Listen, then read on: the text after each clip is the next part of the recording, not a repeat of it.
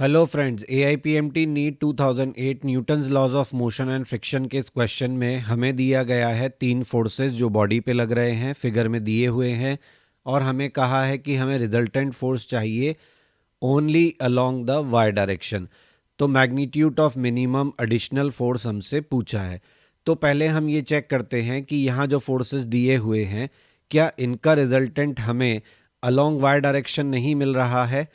और अगर नहीं मिल रहा है तो फिर उसके लिए हम चौथा फोर्स अज्यूम करेंगे। फिलहाल हमारे पास 3 फोर्सेस हैं, जैसे 4 न्यूटन, 1 न्यूटन और 2 न्यूटन। क्वेश्चन में आप देख सकते हैं 4 न्यूटन का y के साथ एंगल दिया है, 1 न्यूटन का x के साथ एंगल दिया है, 2 न्यूटन का कोई एंगल नहीं दिया है। लेकिन 2 न्यूटन के लिए हम ये एंगल देख सकते हैं कि ये कितना होगा। 2 न्यूटन जो है वो 4 न्यूटन के एग्जैक्टली ऑपोजिट दिख रहा है। इसका मतलब हो ना हो 2 न्यूटन भी यहाँ पर जो एंगल बनाएगा उसकी इंफॉर्मेशन हमारे पास है। तो देखिए, as we can see 4 Newton and 2 Newton are acting opposite to each other। दोनों एक दूसरे के क्या लग रहे हैं? ऑपोजिट लग रहे हैं। तो ये जो टोटल एंगल है, ये एंगल कितना होगा? ये टोटल एंगल होगा 180। ठीक है, और 180 में से ये 30 हो गया, ये एंगल होगा 90। तो 90 प्लस 30 120। तो ये जो बचा हुआ एंगल है ये कितना होगा? 180 माइनस 90 एंड माइनस 30। तो 90 और 30 दोनों ऐड करके 180 में से सब्ट्रैक्ट करेंगे तो ये कितना आएगा? 60 डिग्री, क्योंकि 90 प्लस 30 कितना हो गया? 120 डिग्री। तो हमें एंगल मिल गया। तो अब हम यहाँ पे कंपोनेंट लिखते हैं। जैसे पहला फोर्स हम 4 न्यूटन मानते हैं, तो 4 न्यूटन के कंपोनेंट क्या लिखेंगे?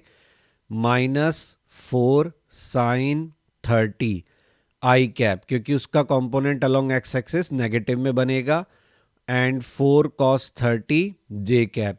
वाई डायरेक्शन के साथ एंगल बन रहा है इसलिए वहां कॉस आएगा और एक्स के साथ साइन आएगा। ये कितना बन जाएगा?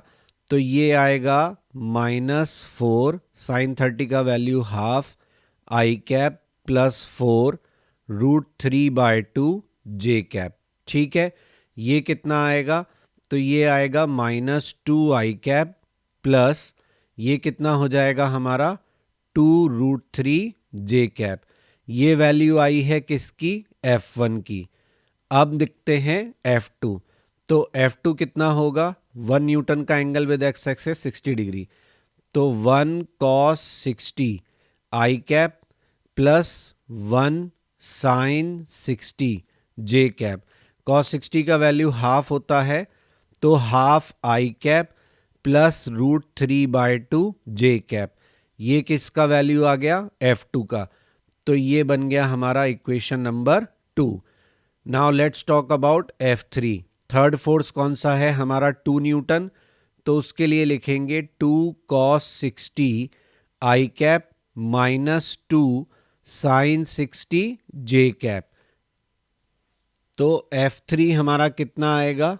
F3 आएगा 2 कॉस 60 हुआ half I cap -2 √3/2 J cap. तो ये कितना आया? ये आया आई कैप -√3 जे कैप। F3 वेक्टर आ गया। तो ये हमारी थर्ड इक्वेशन हो गई।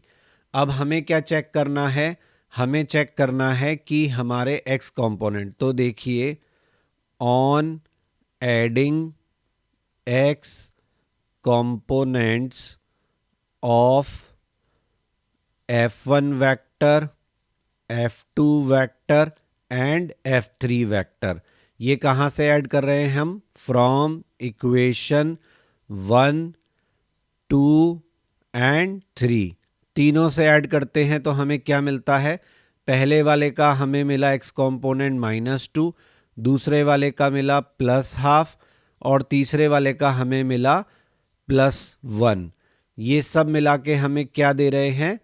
X component. तो एक्स कंपोनेंट रिजल्टेंट कितना आया? तो ये आ रहा है 1/2 + 1 3/2 यानी 1.5 -2 में से 1.5 सब्ट्रैक्ट करेंगे तो बचेगा -0.5 न्यूटन। और क्वेश्चन में जो हमें कंडीशन दी है, अकॉर्डिंग टू कंडीशन गिवन, जो कंडीशन हमें दिया है क्वेश्चन में उसमें कहा है कि ये 0 होना चाहिए। So let us consider a fourth force, हम एक चौथा फोर्स कंसिडर करेंगे।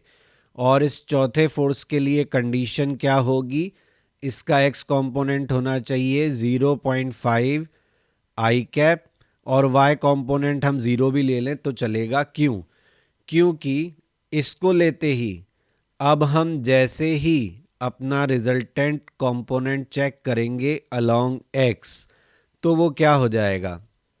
तो अब अगर हम लिखते हैं f1x, f2x, f3x, f4x तो वो कितना आएगा 0।